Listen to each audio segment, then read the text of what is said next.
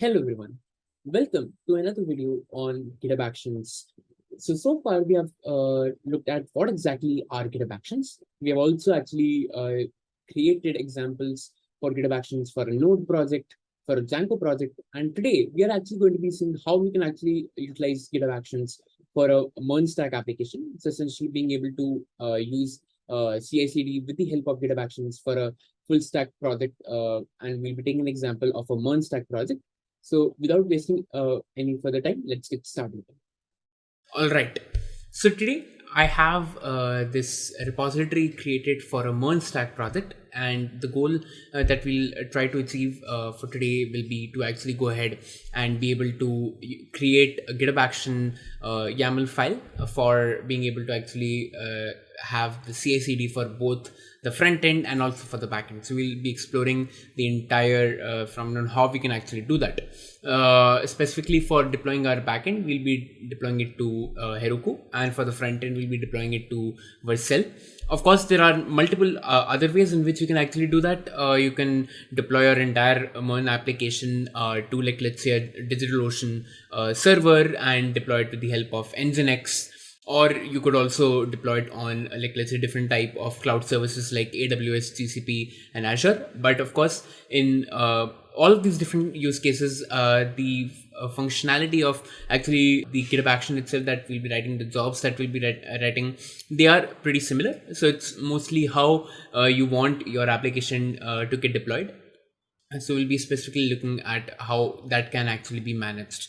So the first thing that we'll just go ahead and do is we'll go and take a look at the code that we have for this MERN application. We'll be also writing some of the logics for the MERN application. And again, the application is going to be relatively simple. So in the code repository structure, you can see that we have a client folder that will have our React application that will be separate. But right now, what you can see is on the outside is the backend application. So the backend is a simple Node application, and over here you can see this is a very simple Node application in which we have utilized some of the Node modules such as Express, calls, which is for cross-site origin, and then you can see that we also have actually included one module which is connect Mongo, which will actually help us to connect to our MongoDB instance. Since it's a MERN application, we'll be also having a database, and for which we'll be using MongoDB Atlas. And apart from that, we have just defined some few API endpoints, which we'll also be actually writing, for which we'll be writing the logic. And that's pretty much simply what's happening in this server.js.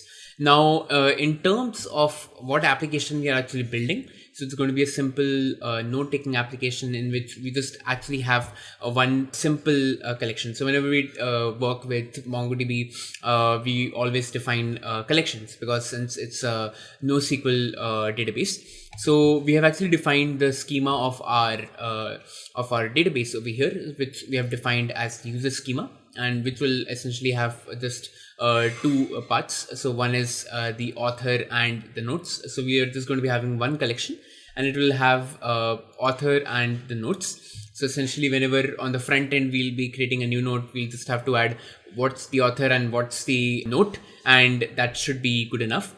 And specifically, of course, with relation to how we can actually connect our backend to a MongoDB instance. So over here we have this defined function that is connect to database, where we will actually provide a Mongo URI, which essentially is a connection string that provides you the username and password, and of course at the same time also the database name and the URL for your MongoDB URI. Now, normally if you are working locally, you'll be providing the local URI, like let's say HTTPS localhost, and then of course whatever is the port number.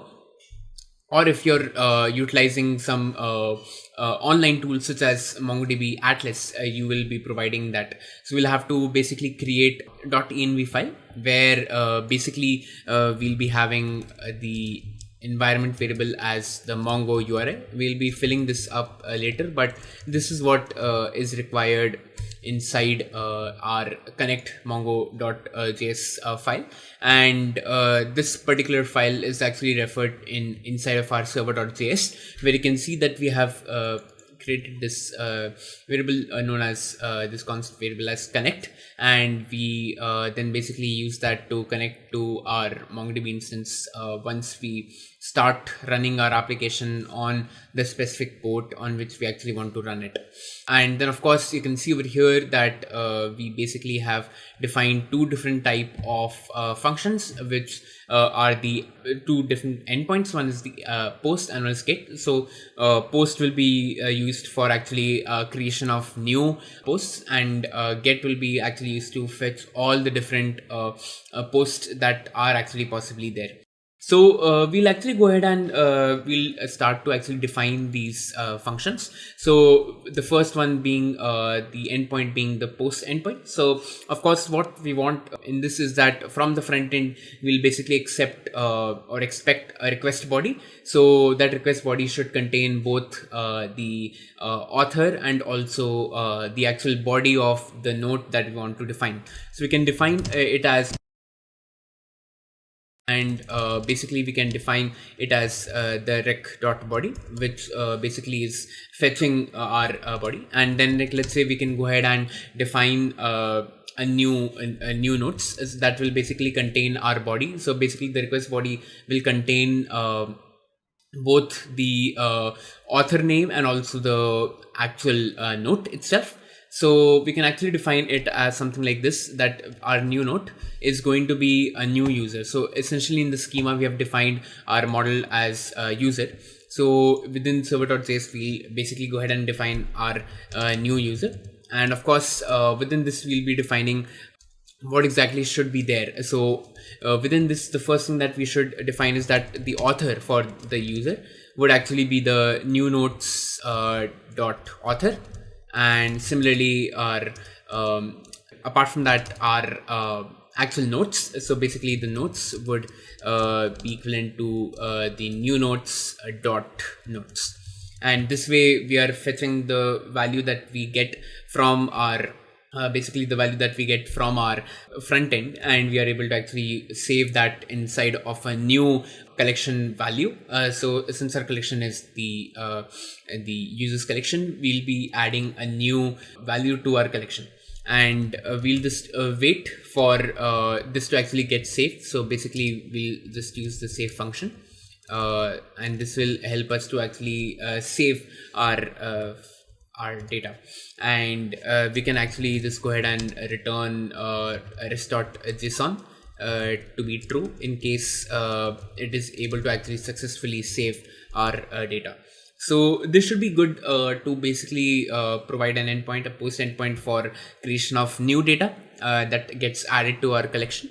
And similarly, the next one is actually to be able to actually fetch all of the list of data items that are already there inside of our collection that has been saved to our MongoDB, and we want to just go ahead and fetch it. So we can just define something like a const note list, which will fetch the list of all the different all the different database values that are already there. So we can just use an async await to actually wait for all of the different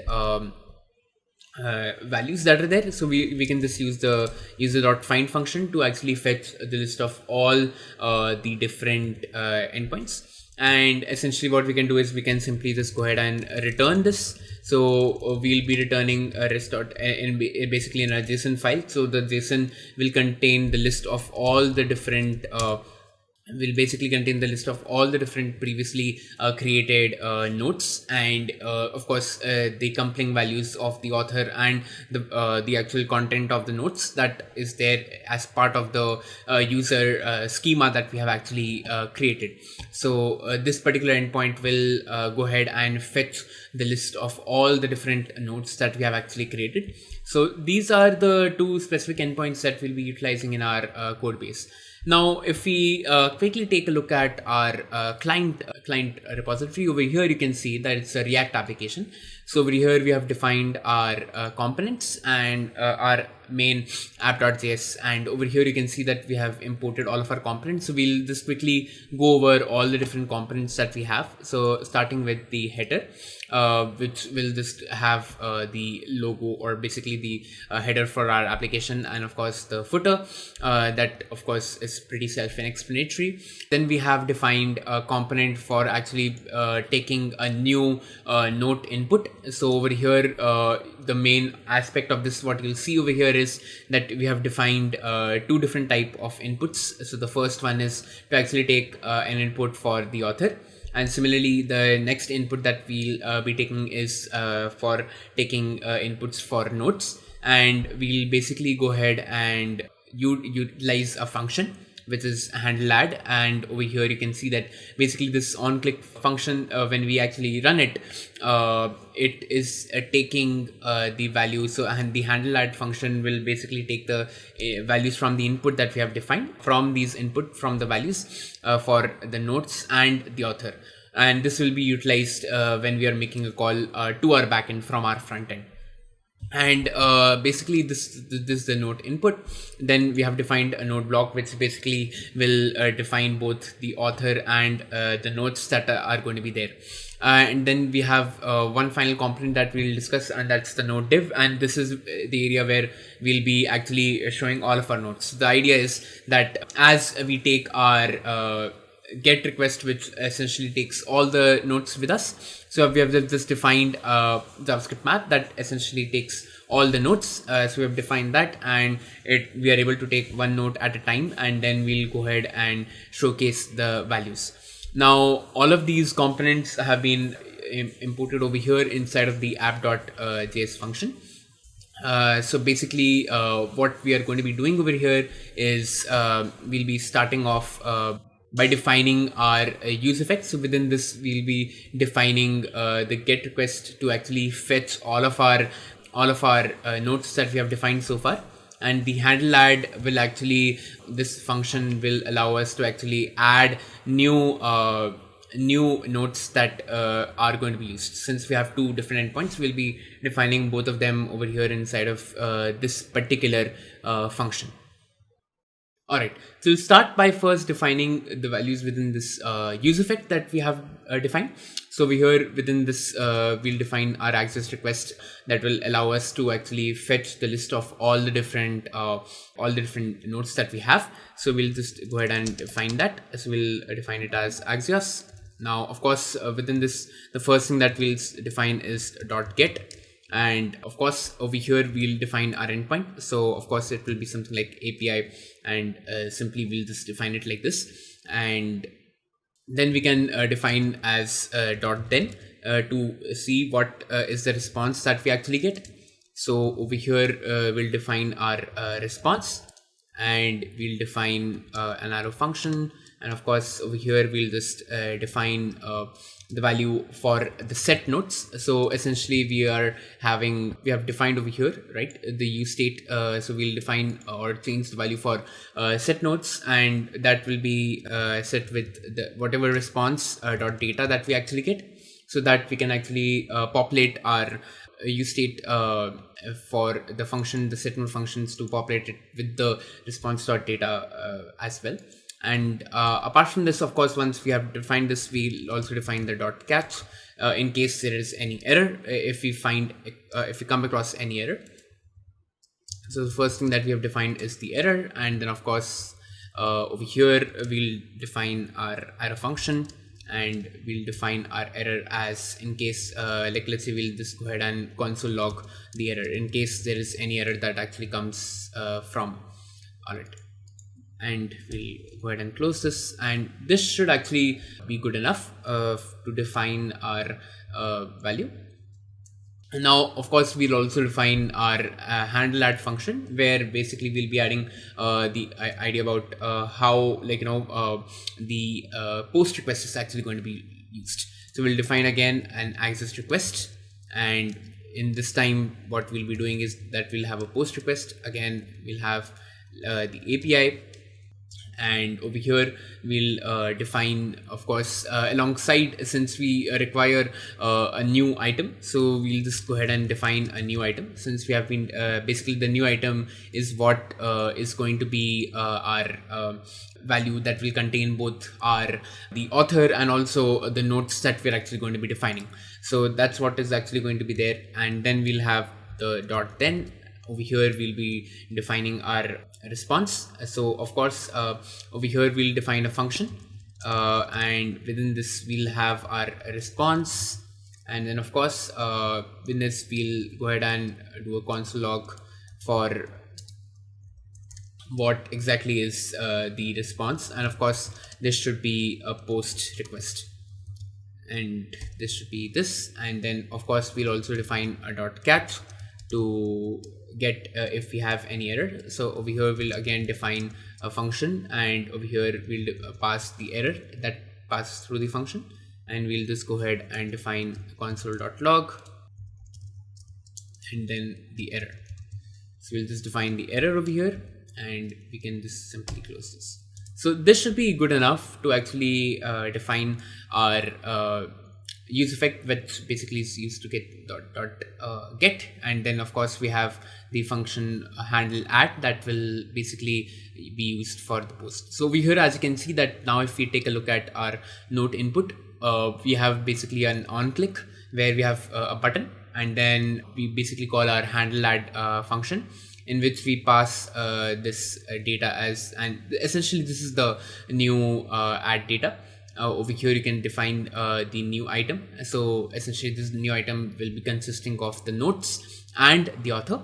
And of course once we have clicked the button, we'll set the state for both our set notes and set author as initially, as we have defined it as empty. We'll just make it empty again, so that whenever we provide another input, we are able to send new values for whenever we actually do a button click. So that is what is going to be happening inside of the notes input. And of course when it comes to the notes div, over here we are actually passing all of our notes. So this all notes is actually will be used to actually pass all the different notes that are actually possibly there. And of course this is utilizing this from the use effect, where we are defining all the notes, and this is what we are actually utilizing over here. And we are basically utilizing the map function to pass on each and every possible note that is possibly there, and we are then displaying that over here with this note block, in which we are defining the author and the notes. And how we are actually getting that is over here, as we have defined that within this we have defined the note block component, in which we have defined the values for the notes and for the author. And of course this will basically be an entire JSON object in which we are just fetching the notes and the author value for that specific note, and we're displaying all of these notes all together. So that's primarily the entire code. Of course what next we can actually do is we'll go ahead and start by first creating our MongoDB instance. So for that we'll go ahead and we'll go to MongoDB Atlas. So we'll just go to we'll go ahead and we'll go to mongodb.com, and we'll simply go ahead and sign in, and we will let's go ahead and sign in, and let's use our Google login, and we'll just wait for a second. And once it signs in, we'll just go ahead and actually create a new project, and of course a new collection inside of this. So let's go ahead, and we are basically creating an account for the first time. So it's just taking a couple of seconds to go ahead and start. Now, in case you're a student, basically you can also use MongoDB Atlas, because GitHub Education, with the help of the GitHub Student Pack, actually provides you with some credits. So you can actually use MongoDB Atlas to host your MERN Stack applications. So we'll just go ahead and build a new application, and we'll just go ahead and finish. And preferred language is JavaScript. We'll just go ahead and finish this.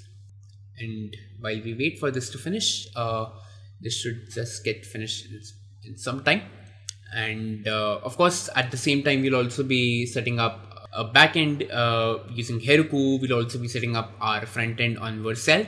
So, and then of course, we'll be writing our entire GitHub action workflow that we'll be defining. So we'll be starting off with a free shared cluster, which is the free of cost one. And then of course, we can define our cloud provider, and then of course, our location. For now, we'll just go ahead and define it as this. You can change the cluster name to, like, let's say MERN Stack, and so MERN Stack, let's say, and we'll go ahead and create this cluster. And so of course, when we do start by creating any kind of a project, we have to define basically the username and the password to actually be able to authenticate to our MongoDB instance that we are creating.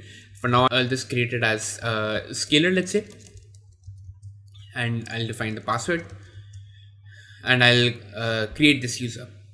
We have defined our user, and now we can actually just define which particular environment we can connect from. So basically, the IP address over here, we'll just define, like, let's say 0.0.0.0, which actually means that it is from anywhere. So we can just define this as our entry, and that should be good enough. So we'll just go ahead and finish and close this, and we'll go to our databases. So here you can see that we have created this new database, and it is just setting this up. And as you can see that we have set this up. Now, of course, if you look at the collections, right? So since it's a NoSQL database type, we have collections, and initially we don't have any collections, but we can actually go ahead and create a new collection. So over here we can add our own data. So let's say that we define our collection as, like, to include basically let's keep our collection name as let's say scalar, and then the collection name as, let's say, users. So the database name would be scalar, and the collection name would be users. Let's create that for now. So as we create this over here, you can see that we have successfully been able to create the scalar.users. And right now, of course, there are no documents inside of our collection. But as we basically create and host our application, we'll be able to do that. Now, if we go to the overview, we can also basically fetch, and if we go specifically to our project 0, we can specifically utilize the connect button to get our Mongo URI. And for this, we'll actually utilize the connect with MongoDB Compass, which is a SaaS and like a GUI based tool to be able to actually look at our collections and look at our data. So for this, we can say that we already have a MongoDB Compass. In case you don't have, you can download that for your system, and we'll just copy this Mongo URI string. And what I'll do is I will go to my MongoDB Compass, and I'll define the URL over here. So I'll just go ahead and edit this particular URI, and I will add the string that we have actually got to create a new connection. And over here, I'll just define the password that I have created for my user, and I should be able to actually connect to my MongoDB Compass and using the Mongo URI. And over here, you can see that I am able to actually successfully enter. And if you look over here within the scalar, I have my users collection that I have defined. So I've been successfully able to actually use the Mongo URI.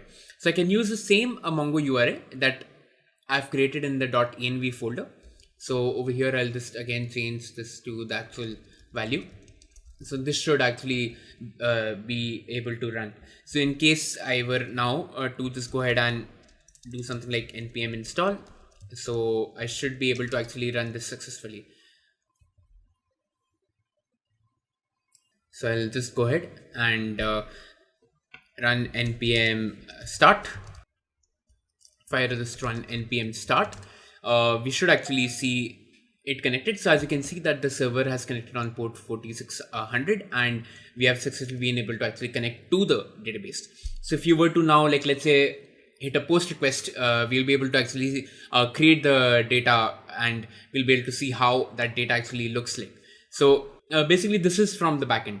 Now of course we have to also set up our application. Once we actually start defining our GitHub action workflow, we'll be utilizing that. But for now we can actually go ahead and start with the creation of our GitHub action. So the first thing that we'll be actually doing is let's just quickly go ahead and add a .gitignore file, and we'll just define the node modules over here.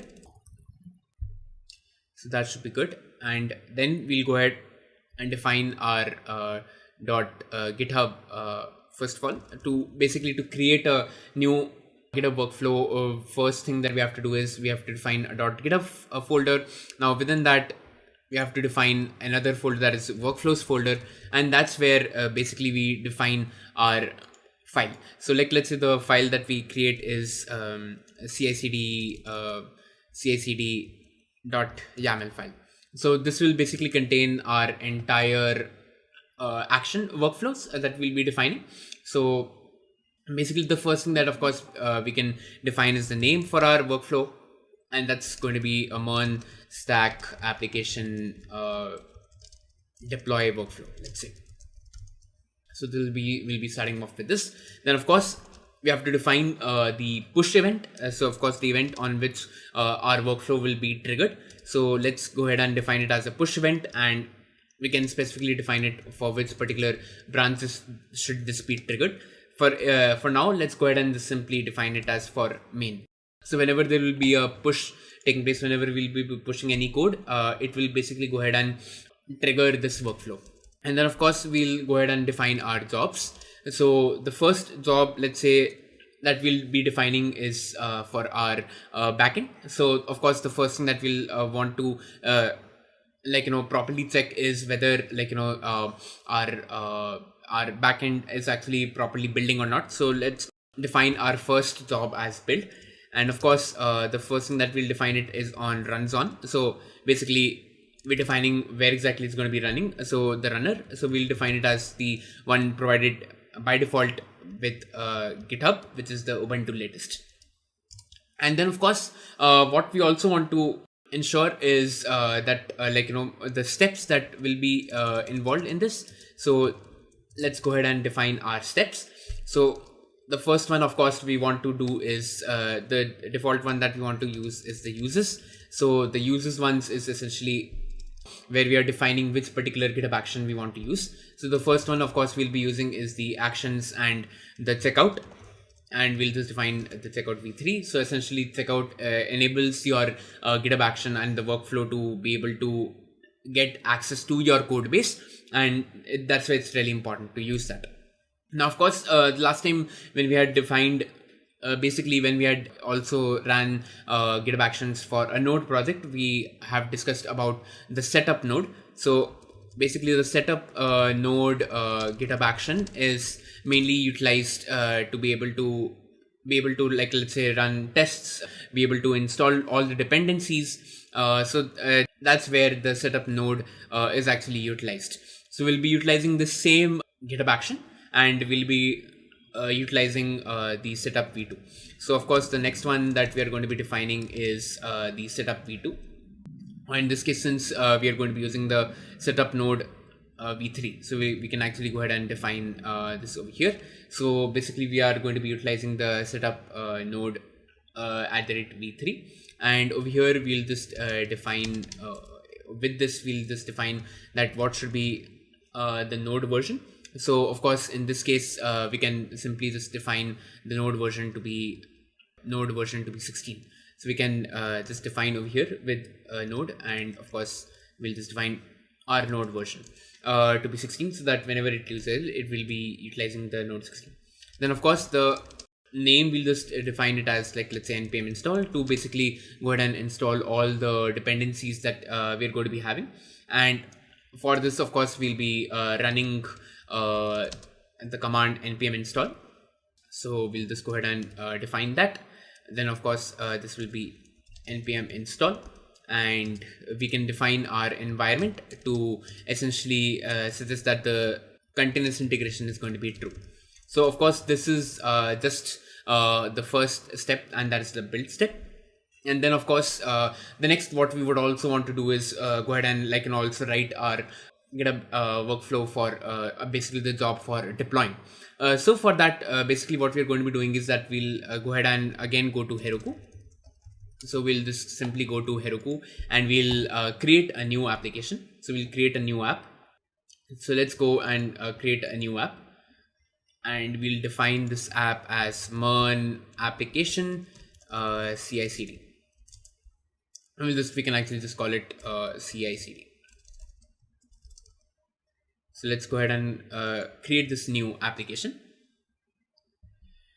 So once, of course, we have created this new application, whenever we define our code, we have to basically go ahead and set up our secrets. So in this case, we'll go ahead and define our secrets. So the first one that we'll actually define is basically our Heroku app name. And in this case, the app name that we have defined is basically the MERN application CI/CD. Then we can actually define our new secret, and we'll define it as Heroku app API key, which we can actually find by going to our account settings and by going and basically copying our we'll just go ahead and copy our API key, and we'll define this. And then of course, finally, we can also define our Heroku app, basically our email. So we'll define our Heroku email, and should just be capital. So Heroku email, and we'll just define this as my actual email.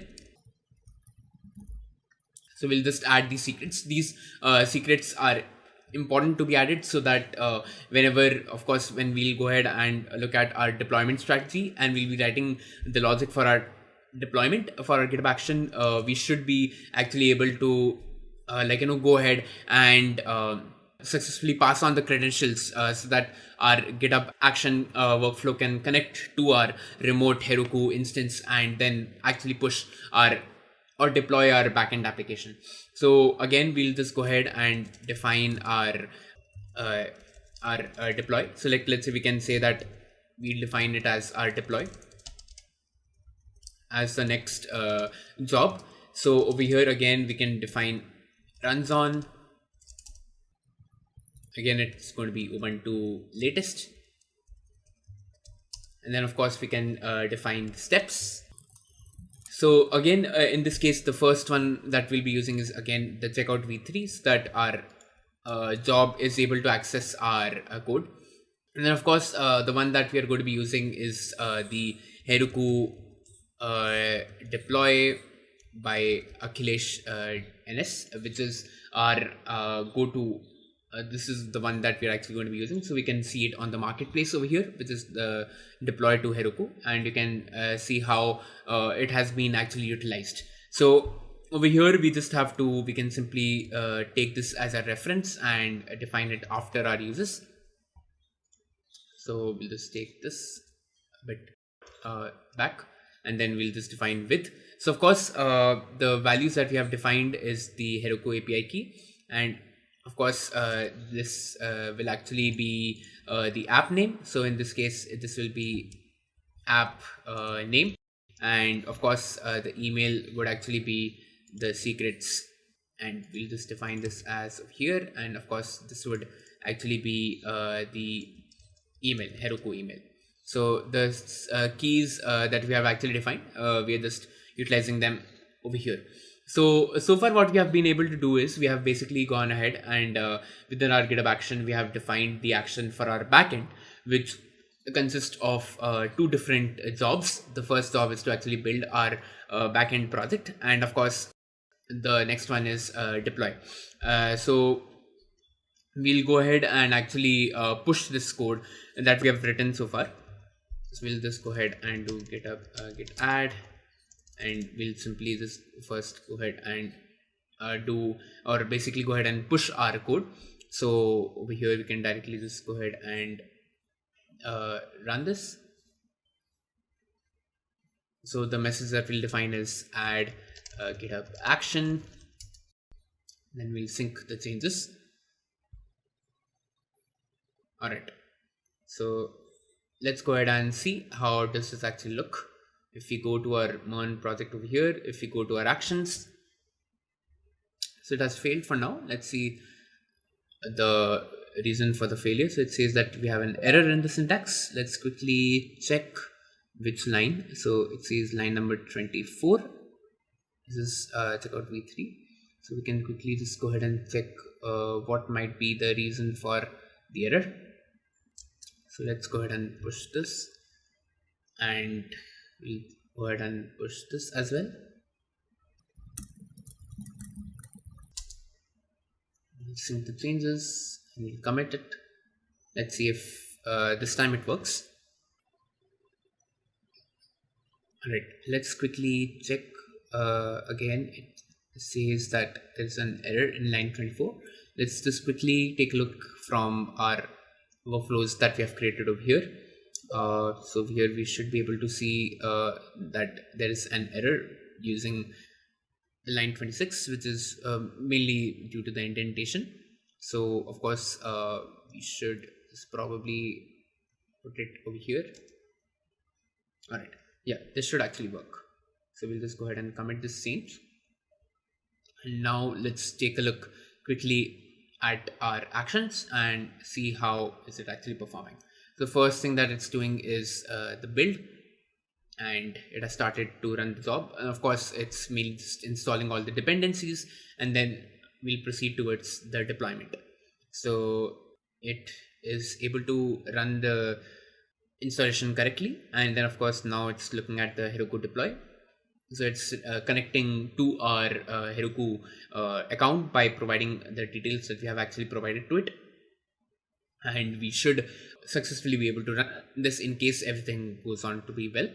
So in this case, our deployment does look to be good enough. And yes, it does actually run. So if we just go to our application over here, to our main CI/CD, and if we look at our overview, you can see that the deployment has actually successfully run. So now what we can actually do is we can go ahead and inside of our for our front end, what we're going to be doing is that we are actually going to be creating a project on Vercel. So we'll go to vercel.com, and again you can utilize any other one as well. So you could potentially use even Netlify. You could utilize GitHub Pages, and of course any other tool, AWS Amplify. There are multiple ways you can use. For now, we'll just go ahead and create a new from our repository that we have created. So here, of course, we'll go ahead and utilize the GitHub Actions MERN project, and we'll import this. And for now, we'll just go ahead and simply we don't have to actually put anything else, because of course by default, since our project is a React project, so we can just go ahead and simply deploy this. Now in order to actually utilize our GitHub action for the Vercel, the one that we're actually going to be using is the Vercel action. So basically the Vercel action, and it is basically a GitHub action that is provided by Zeit. So here you can see again the usage, what are the different things required. So we basically require the Vercel token, we require the org ID, and we also require the project ID. So basically to fetch all of this, basically the first thing that we can find is let's say the project ID. So project ID is pretty simple to find. Once we've actually gone ahead and we have deployed a project, we can simply go to our settings, and we can actually define we can see our project ID. So we'll go ahead and go to our secrets, and we'll define our project ID for our Vercel project. And again, if you're utilizing let's say AWS Amplify, or you're using Netlify, their secrets will be different. So in our case, we'll define this particular value as our project ID. So we'll go ahead and define our project ID over here. and then we'll create a new repository secret for our org ID. So basically the org ID is the same as your personal ID. So in case, like, let's say if you are having a personal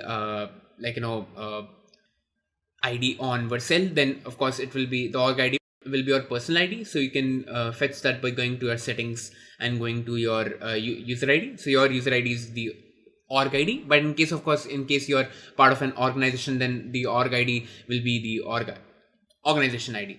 So here we'll define our value as the org ID. So this is our org ID. So far we have defined these two, and then of course the final thing that we need is the Vercel token. So that you can actually generate by going to your dashboard, going to your settings, and within your personal account settings, going to tokens. And over here we'll create a new token. We'll call it the Vercel token, and we'll define the scope of full account and then no expiration date. We'll go ahead and create this account, and we'll generate this token, and we'll go ahead and define a new ID. So the Vercel token, and I'll define the value over here, and I'll add it, and this should be good enough. Now of course we can take a reference of this particular GitHub action. So what we'll do is of course in our case we just need this part, which is the deploy part, and we'll actually go ahead and define a new value. So first we'll just take a pull for our code, and actually go ahead and do it this directly in our code. Over here we'll go ahead and actually edit our skcd.yaml. We'll go ahead and define our value over here. Now we will actually define a new job, and we'll define it as let's say Frontend deploy, and we'll define this. So we'll just remove this, and we'll define this over here. So this should be checkout v3, and then over here we'll go ahead and define our Vercel token. So of course we already have that, and over here the subdirectory. So in our case the subdirectory that we have is basically the client, and what we'll go ahead and in the front end deploy, we'll go ahead and define this like this. So over here you can see that we have the Vercel token, we have the GitHub token, and then we have our org ID. So of course we have defined all of these different values, and then of course the working directory. In our case the front end will actually be inside the client, because that's the front end folder, right? So we'll go ahead and just define over here inside the working directory as client, and this should actually be good enough. So this is where we have defined all of our values, and we'll go ahead and actually commit this and just add Vercel GitHub action, and we'll go ahead and commit these changes. Now of course just one thing that we'll have to change, of course, in our client side project. Over here we'll define basically just a couple of things, a couple of changes that we can actually make to our app.js, and that's essentially the URL for our deployed backend. So we'll just simply go ahead and change that. So over here I'll just go ahead and change the value over here. So I'll just go ahead and define this, and I'll just change the value for this as well. So this should be good enough, and I'll just go ahead and make these changes to the URL. And as we go to our actions, we should actually see now this taking place in effect. So we have the front end deploy. So we should see how this actually gets deployed to our Vercel, and if it actually runs correctly or not. So let's see how this will actually perform. So we'll just wait for it to work, because it's currently queued. So of course from a backend side it does get built, and we should very quickly also see our backend getting deployed on Heroku, while we wait for our front end to get deployed on Vercel. So currently it's running. So of course as we have described that you can have any kind of a front end deployment that you can use. So it could be it could be Netlify, AWS Amplify, or even using something like DigitalOcean or any other cloud provider. And that's the benefit of actually GitHub Action, because it does support through its GitHub Actions marketplace. It does support all these different types of different ways to actually deploy and test your application. There are so many different tools that are out there, so you can utilize any one of them. So currently, as you can see, that it's currently building our application, and we'll just wait for it to build and see how our application actually performs. So we're just waiting for it to actually build. You can actually take a look at our previous deployment where it was actually successfully able to deploy our application. As you can see that it ran the Vercel action successfully. So we'll just take a look at our existing one, and we'll go look at our front end deploy. So you can quickly see the live logs as it is actually completing it, and it has successfully been able to run that.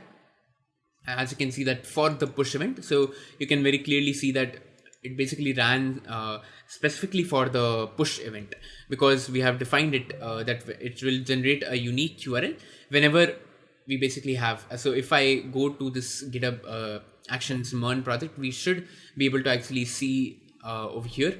You can see that we have all of our different notes. So I can actually add a new note. So like, let's say the author is Shivai, and then we can say hello from CI/CD GitHub action. If I run this and if I add this note, we should actually see over here as you can see.